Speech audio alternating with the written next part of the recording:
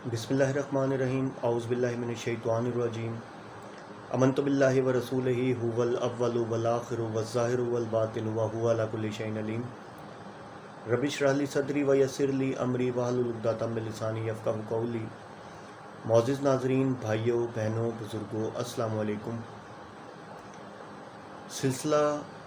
ترجمہ تفسیر کے حوالے سے ہم نے اپنی پچھلی ویڈیو میں سورہ بقرہ کی آیت 124 کا ترجمہ اور تفسیر پڑھا۔ اب ہم اس سے آگے شروع کرتے ہیں۔ اللہ عز و جل فرماتے ہیں وَإِذْ جَعَلْنَا، اور جب ہم نے بنایا، وَإِذْ جَعَلْنَا الْبَيْتَ، ہم نے بنایا بیتہ خانہ کعبہ کو، مَثَابَةً لِلنَّاسِ،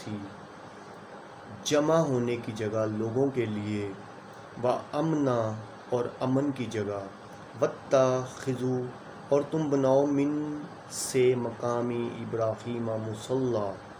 اور تم مقام ابراہیم سے نماز کی جگہ بناؤ، مقام ابراہیم سے نماز کی جگہ بناؤ۔ وَعَهِدْنَا إِلَىٰ إِبْرَاهِيمَ وَإِسْمَاعِيلَ أَن طَهِّرَا بَيْتِیَ لِلطَّائِفِینَ۔ وَعَهِدْنَا، اور ہم نے حکم دیا، إِلَىٰ إِبْرَاهِيمَ وَإِسْمَاعِيلَ، ابراہیم علیہ السلام کی طرف اور اسماعیل علیہ السلام کی طرف، کہ پاک رکھیں بیتیا، میرے گھر کو، للطائفین، طواف کرنے والوں کے لیے، والعاکفین، اور اعتکاف کرنے والوں کے لیے، والرکع السجود، اور رکوع اور سجود کرنے والوں کے لیے۔ اچھا، یہاں مقام ابراہیم کا ذکر ہوا ہے۔ دور جدید کے جتنے بھی علماء ہیں ان کا اتفاق اس بات پر ہے کہ مقام ابراہیم سے مراد یہ ایک خاص پتھر نہیں ہے، ٹھیک ہے، اور وہ یہ کہتے ہیں کہ یہ ساری جگہ جو ہے یہی مقام ابراہیم ہے، ٹھیک ہے، اور کیونکہ یہاں حضرت ابراہیم علیہ السلام آباد ہوئے تو یہ ساری جگہ جو ہے یہ مقام ابراہیم کہلاتی ہے، جبکہ صحیح بات وہی ہے جو کہ ہمارے سلف سے چلی آ رہی ہے، اور اس پہ پختہ روایات ہیں جس سے یہ بات ثابت ہوتی ہے کہ یہ جس طرح حجر اسود جنت کا پتھر تھا، ٹھیک ہے، اسی طرح مقام ابراہیم بھی ایک خاص پتھر تھا جو جنت سے لایا گیا تھا۔ اور جب حضرت ابراہیم علیہ السلام بیت اللہ کی تعمیر کر رہے تھے تو جیسے جیسے تعمیر اوپر کی طرف جاتی تھی وہ اس پتھر پہ کھڑے ہوتے تھے اور یہ پتھر بھی آہستہ آہستہ اوپر کی طرف جاتا تھا، ٹھیک ہے، تو اس پتھر پر حضرت ابراہیم علیہ السلام کے قدموں کے نشان۔ تو پھر کیا ہے کہ طواف کرنے کے بعد یہاں 2 رکعت نماز پڑھی جاتی ہے، ٹھیک ہے۔ مقام ابراہیم سے آپ کو یہ بات سمجھ آ گئی ہوگی کہ مقام ابراہیم ایک پتھر تھا جو کہ جنت سے لایا گیا تھا، ٹھیک ہے، اور وہ وہاں بیت اللہ کی تعمیر کے لیے، جب وہ تعمیر کے لیے حضرت ابراہیم علیہ السلام اوپر جایا کرتے تھے تو اس پہ کھڑے ہوتے تھے، ان کے قدموں کے نشان ہیں، تو وہ پتھر اوپر کی طرف جاتا تھا، ٹھیک ہے نا۔ تو پھر طواف کے بعد اسی مقام ابراہیم پہ 2 رکعت نماز جو ہے وہ ادا کی جاتی ہے۔ آگے جو ہم نے آیت پڑھی کہ اللہ عز و جل نے فرمایا کہ اس کو ابراہیم علیہ السلام اور ان کی طرف اللہ نے، ابراہیم علیہ السلام اور اسماعیل علیہ السلام کو اللہ نے حکم دیا کہ اس جگہ کو پاک رکھنا ہے، کن کے لیے؟ طواف کرنے والوں کے لیے، اعتکاف کرنے والوں کے لیے، رکوع کرنے والوں کو، سجود کرنے والے کے لیے۔ اب اس سے مراد 2 طرح کی تطہیر آ گئی، ٹھیک ہے، تطہیر میں یعنی کہ 2 طرح کی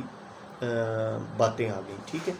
نمبر 1 کہ ایک تو اس کو ظاہری طور پر صاف رکھیں، ٹھیک ہے، ظاہری طور پہ صاف رکھیں گے تو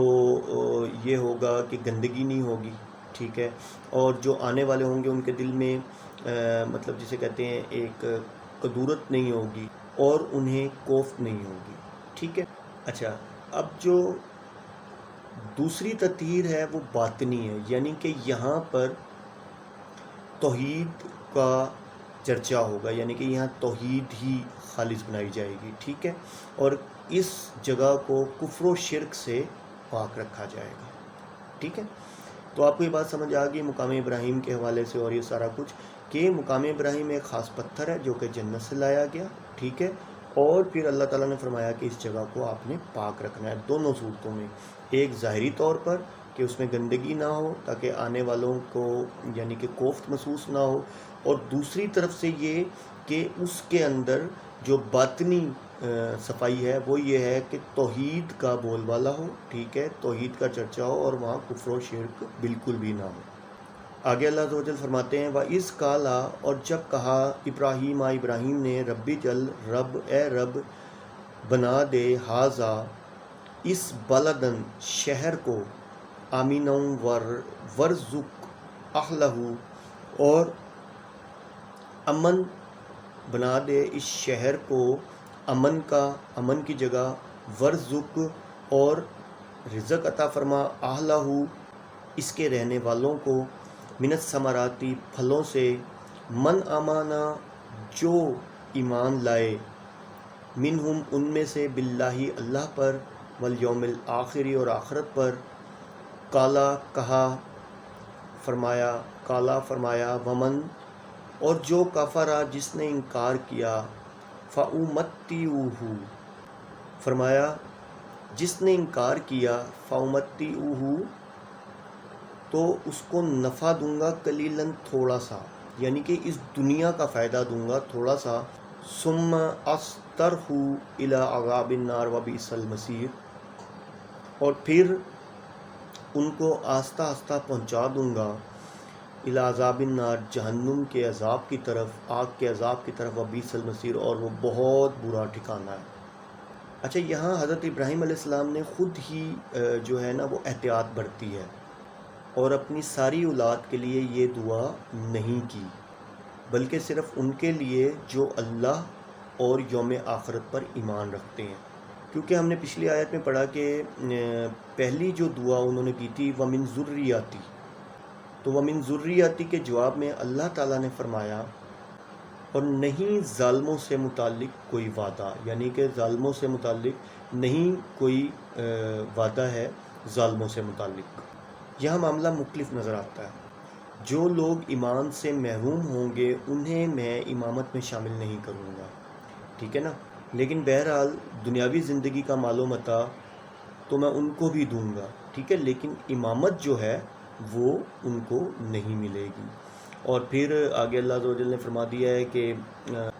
پھر ان کو پہنچاؤں گا آگ کی طرف، عذاب النار، جہنم کے عذاب کی طرف، اور وہ بہت برا ٹھکانہ ہے۔ تو معزز ناظرین، بھائیوں، بہنوں، بزرگوں، اس ویڈیو میں ہم نے سورہ بقرہ کی آیت 25 اور 26 کا ترجمہ اور تفسیر پڑھا۔ انشاءاللہ عز و جل اگلی ویڈیو میں ہم اس سے آگے پڑھیں گے۔ آپ کچھ بھی پوچھنا چاہیں مجھ سے تو کمنٹس میں آپ مجھ سے سوال کر سکتے ہیں۔ اللہ عز و جل آپ سب کو دین میں استقامت دے، وآخر دعوانا ان الحمدللہ رب العالمین۔